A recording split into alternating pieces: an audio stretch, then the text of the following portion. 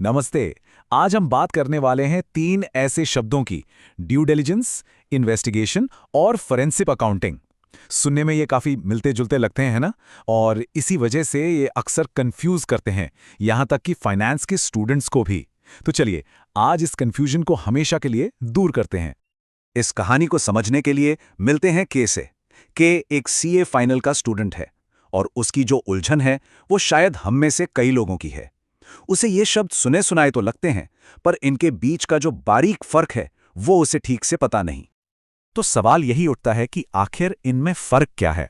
आज हम इसी सवाल का जवाब ढूंढेंगे और कोशिश करेंगे कि के की तरह हम सबको भी ये कॉन्सेप्ट्स बिल्कुल साफ हो जाएं, ठीक वैसे ही जैसे एक टीचर समझाता है।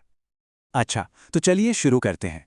सबसे पहले एक एक करके इन तीनों शब्दों को समझते हैं कि आखिर इनका मतलब क्या है। ड्यू डिलिजेंस को आप ऐसे समझिए जैसे आप अपना होमवर्क कर रहे हैं। मतलब कोई भी बड़ा फैसला लेने से पहले, जैसे कोई कंपनी खरीदनी हो या कहीं बड़ा पैसा लगाना हो, जो आप सावधानी से जांच पड़ताल करते हैं, वही है ड्यू डिलिजेंस। अब बात करते हैं इन्वेस्टिगेशन की।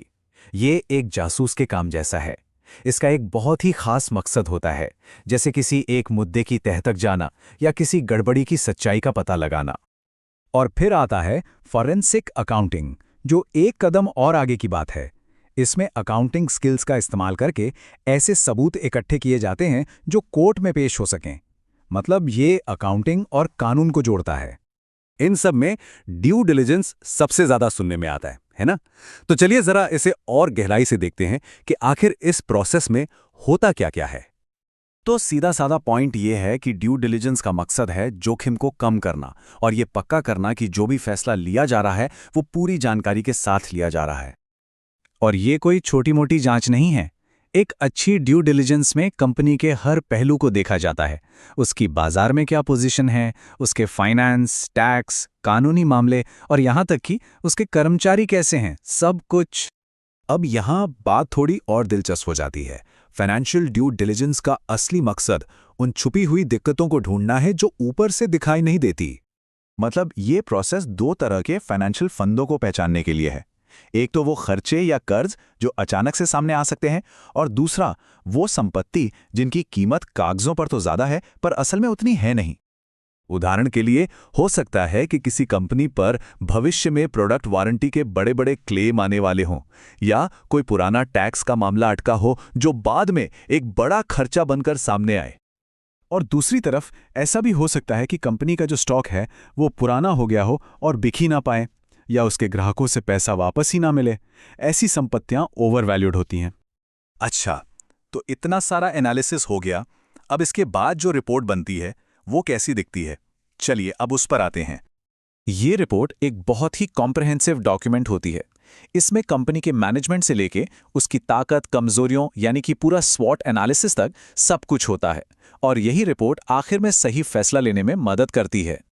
एक और चीज जो लोगों को बहुत कंफ्यूज करती है और जिसमें के को भी उलझन थी, वो है ऑडिट और इन्वेस्टिगेशन के बीच का फर्क।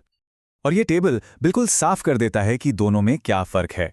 इसे ऐसे सोचिए, ऑडिट एक तरह से सालाना हेल्थ चेकअप जैसा है, एक जनरल जांच पड़ताल। वहीं दूसरी ओर इन्वेस्टिगेशन एक सर्जरी की तरह है, जो किसी एक खास प्रॉब्लम को ठीक करने के लिए की जाती है। तो चलिए अब सारी बातों को एक साथ जोड़ते हैं और के को जो जवाब चाहिए था वो उसे देते हैं। तो इसे याद रखने का सबसे आसान तरीका ये है: ड्यू डिलिजेंस मतलब छलांग लगाने से पहले देखो, इन्वेस्टिगेशन मतलब पता लगाओ कि क्या हुआ, और फोरेंसिक अकाउंटिंग मतलब इसे अदालत में साबित करो। और ये सिर्फ बड़ी बड़ी कंपनियों के लिए नहीं है ना? ये सोचने का एक तरीका है अपने अगले किसी भी बड़े फैसले से पहले, चाहे वो प्रोफेशनल हो या पर्सनल। सोचिए कि किस तरह का ड्यू डिलिजेंस करना फायदेमंद हो सकता है। उम्मीद है इस चर्चा से ये मुश्किल लगने वाले टॉपिक्स अब थोड़े आसान हो गए होंगे।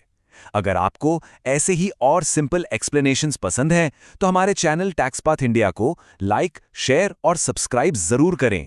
इससे हमें और भी ऐसी जानकारी लाने में बहुत मदद मिलती है।